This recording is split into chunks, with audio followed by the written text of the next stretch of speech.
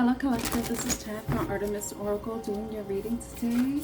I have only a little bit of time, so let's see what Oracle message we can get for you. That's for your highest and greatest good. Let me lower this.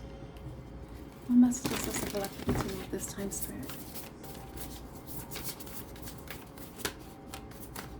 Okay.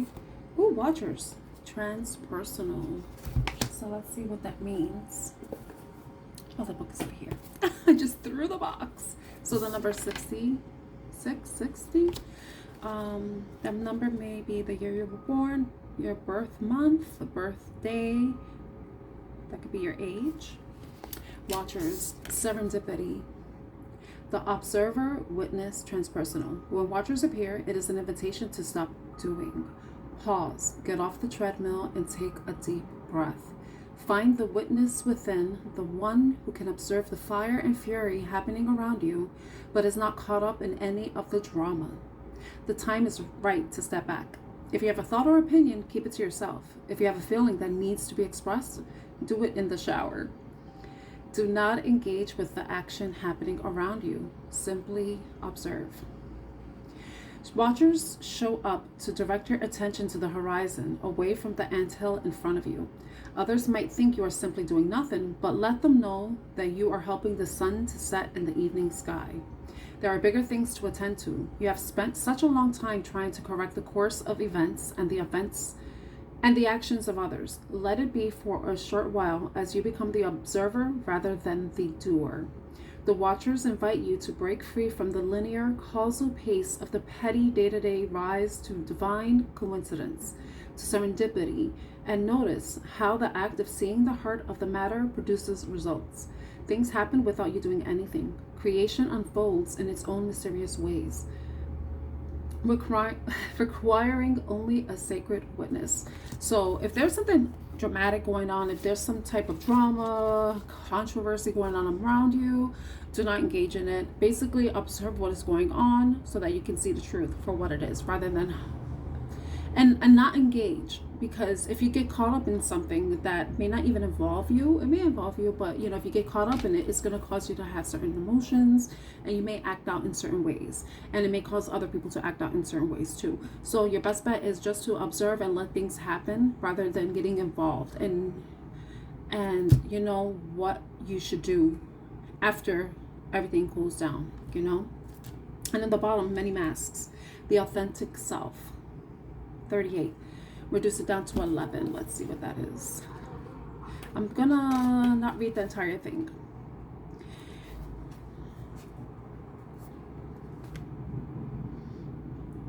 All right, masks are not inherently bad. Rather, they provide context and structure for your personalities and soul's expressions.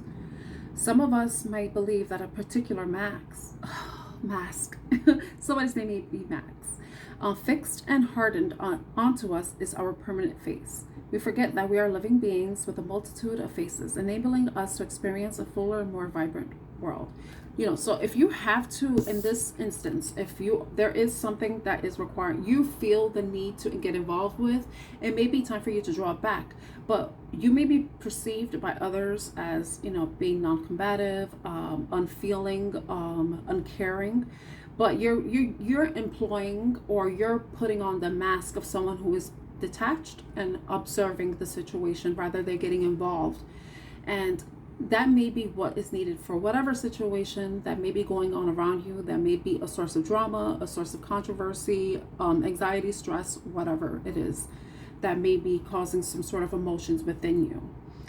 So sometimes you have to rise above the situation, even if that makes you appear a certain way to others, because you're gonna have to do things that work best for you in a particular situation, because you don't want to be doing things that you may later regret. You may say something, do something that you regret, and that may end up returning back to you in an unfavorable way, right?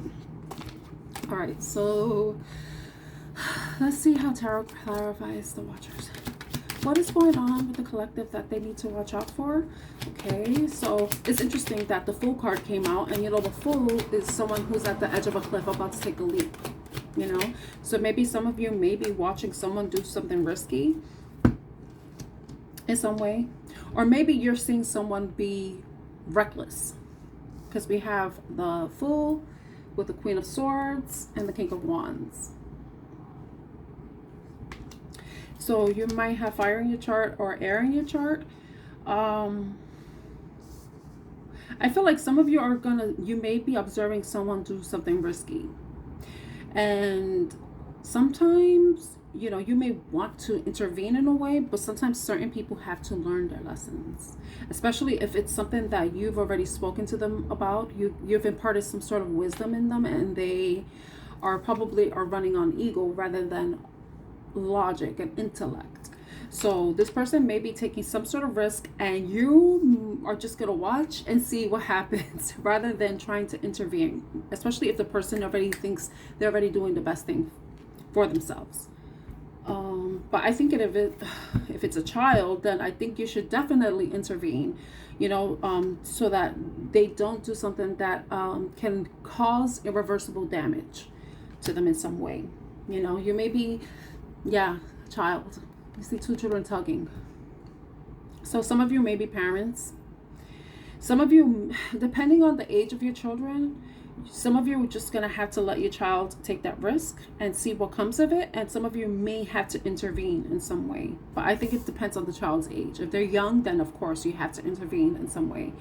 But in another, if it's your child trying out different things that are different to them, things that are allowing them to explore their own identity and their way of expressing themselves, then it's about you just allowing your child to go through that experience, because through that experience they can learn how to trust themselves, how to, you know, overcome any of the obstacles, and to not be afraid of doing things that are different to them, you know.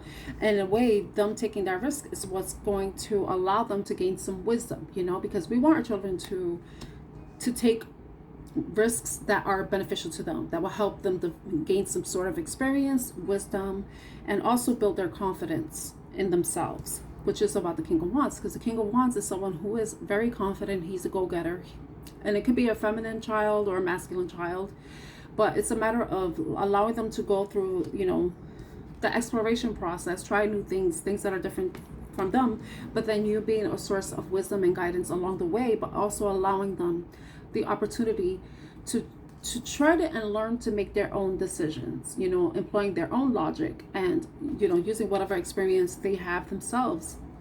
But this is depending on the child. So this may possibly be, let me see, your child may be a fire sign, because when I split the deck, I saw the Queen of Wands. What was it? I saw the Queen of Wands when I split the deck. And then we have the King of Wands here too. So your child may be a fire sign. That's what I saw. So yeah, I feel like this reading is for parents, possibly. Yeah, I think it is. And I could definitely resonate with this as a parent myself. So I hope this reading was helpful in some way. If it was, please like, share, and subscribe to Artemis Oracle. And I'm wishing you a great day ahead. Bye.